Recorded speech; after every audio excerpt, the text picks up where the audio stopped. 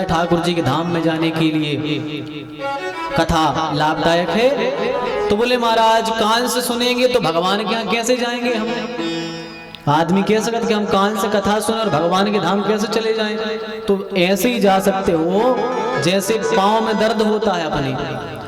अब देखो भैया जौन की कथा होए और वही तरीके दृष्टांत दे तो जल्दी समझ में आ जाए। अब पन्ना भैया बैठे हैं, द्वारका भैया बैठे हैं, जो तो दवाई को काम ही कराता है। तो जैसे पैर में दर्द होए तो दवाई कहाँ से खे होगा? पाँव से तो खे हो ना दवाई। पाँव में दर्द हो दवाई कहाँ से खाना पड़े? मुंह से। अब मुंह में खे हो दवाई और पाँव का दर्द हो जाए, ठीक? तो जो कैसे संभव है? पर होता है, होता कि नहीं होता है ऐसा?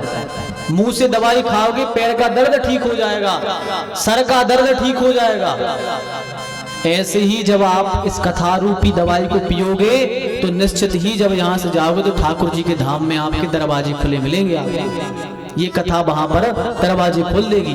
ये वैसे ही खोल देती है जैसे दवाई खाओगे मुंह में और पैर में आराम लगेगा। इसलिए निश्चित भगवान का भजन करो, भगवान की कथा को सुनो और उसको अपनाओ। करना क्या है? कथा को सुनो, फिर उसका मनन करो, फिर चिंतन करो और चिंतन करने के बाद में अनुसरण करो। जब अनुसरण कर लोगे तब जाकर के कथा निश्चित ही आपका कल्याण कर देगी, निश्चित ही कल्याण कर देगी कथा आपका। इसलिए भैया कथा को जितना अधिक से अधिक हो सुनो पर उसको अपनाओ। हम कह रहे हैं एक चीज अपनाओ,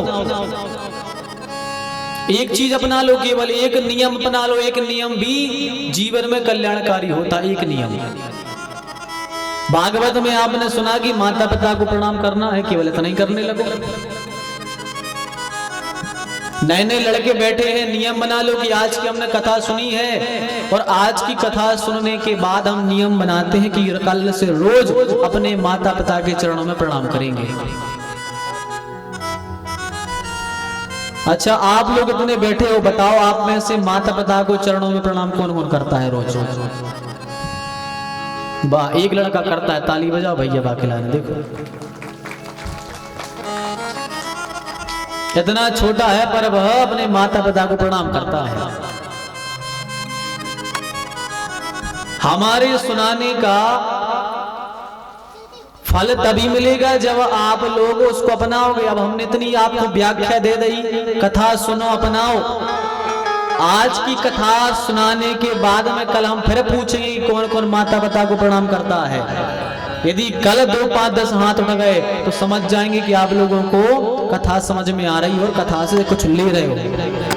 और यदि नहीं उठे तो समझ जाएंगे केवल कथा इस कान से जा रही है, इस कान से निकल रही है। इतने लड़का बैठे हैं, इतने बैठे हैं, सब सुन रहे हैं, सबने सुना है कि माता पिता को प्रणाम करना है, भागवत कहती है। देखते हैं कल से कौन कौन करता है। अब माताओं की कहें, भागवत में आता है कि अपने से बड़े बूढ़ों को पर हमेशा प्रणाम करना चाहिए।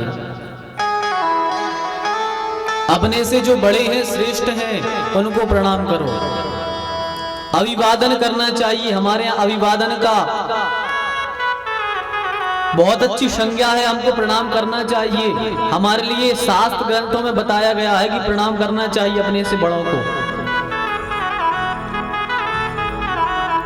बहुओं के लिए सास को प्रणाम करना चाहिए, पर काय को लगे भैया। आज के समय में क्या है कि कोई व्यक्ति झुकना नहीं चाहता, बस यही है।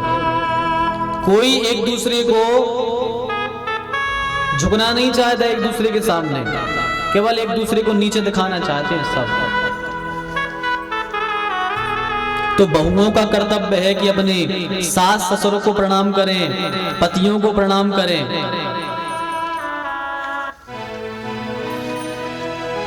पर केवल सब सुनते हैं पर अपनाता कोई नहीं है कथा को। फिर लोग कहते हैं कि महाराज इतनी कथा होती है, कल्याण नहीं होता लोगों का। इतनी अनेक अनेक जगह कथा हो रही है, फिर भी दुराचार हो रहे हैं, चोरी डकैती बंद नहीं हो रही है। इतने सब संस्कृति जो फैल रही है वो भी ठीक नहीं हो रही है। तो जब ये ठीक होगी कैसे? केवल डॉक्टर की दवाई देने से आपकी बीमारी ठीक नहीं होगी, कुछ आपको भी परहेज करना पड़ेगा, आपको भी परहेज करना पड़ेगा, नियम अपनाने पड़ेंगे। यदि संस्कृति में आना है, सभ्यता में आना है, तो आपको भी करना पड़ेगा। केवल वक्ता चिल्ला चिल्ला करके आपको सुधार नहीं देगा।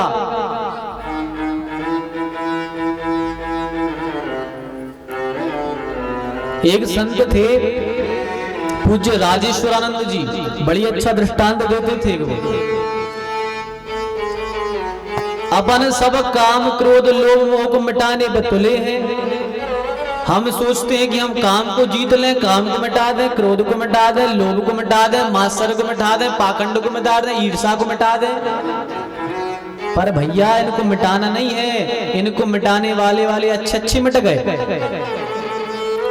काम को कौन जीत पाया? कोई नहीं जीत पाया। जो जीतने की सोचा वही मर गया। तो इनसे जीतना नहीं है। ये तो रहेंगे कलयुग में, काम क्रोध लोभ मोह हर व्यक्ति के अंदर रहेंगे। कोई ऐसा व्यक्ति नहीं रहेगा जिसके अंदर ये ना हो।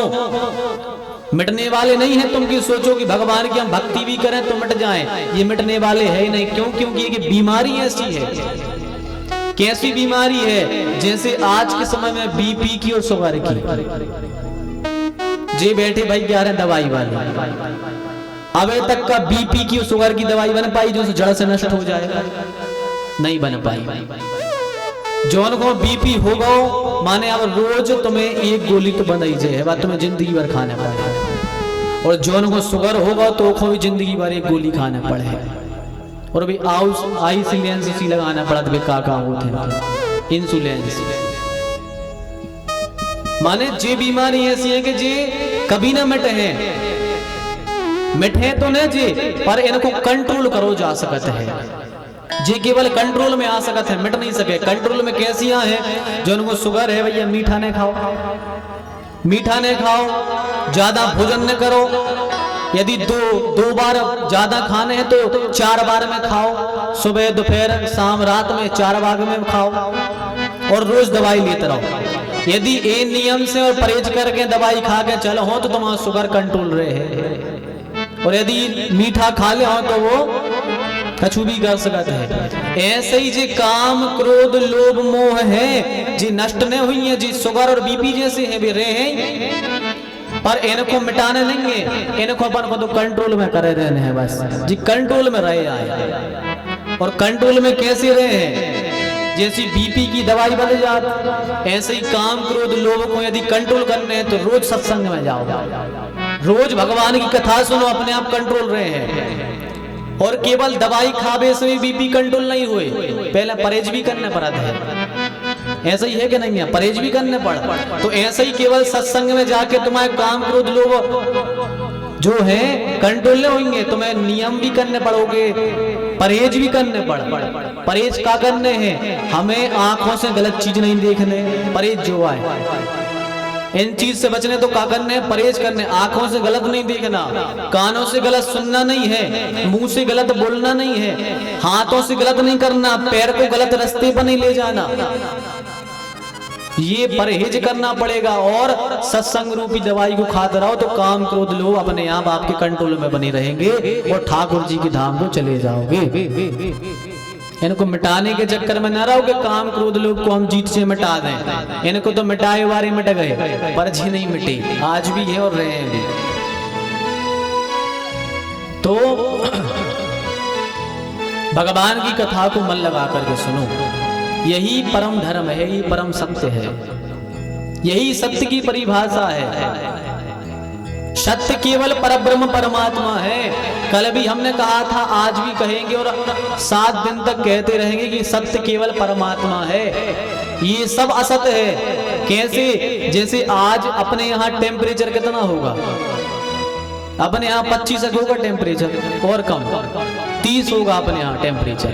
ठीक है, अपने यहाँ 30 होगा, लेकिन आप राजस्थान में चले जाओ, वहां कितना होगा? गर्मी रहता ना उधर, तो उधर 35 या 40 मान लो आप, तो उतेको टेम्परेचर भी सत्य है, इतेको टेम्परेचर भी सत्य है, असत्य तो नहीं है। पर ये बदलने वाली चीजें हैं। अभी 30 है अपने यहाँ का, रात में को 25 हो जाए,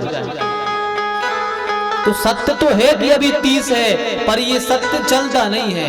ये सत्य समय अनुसार बदल जाता है, इसलिए इसको सत्य नहीं कह सकते आप। सत्य केवल कृष्णचंद्र ठाकुर जी ही हैं, जो पहले थे, आज हैं और आगे भी रहेंगे।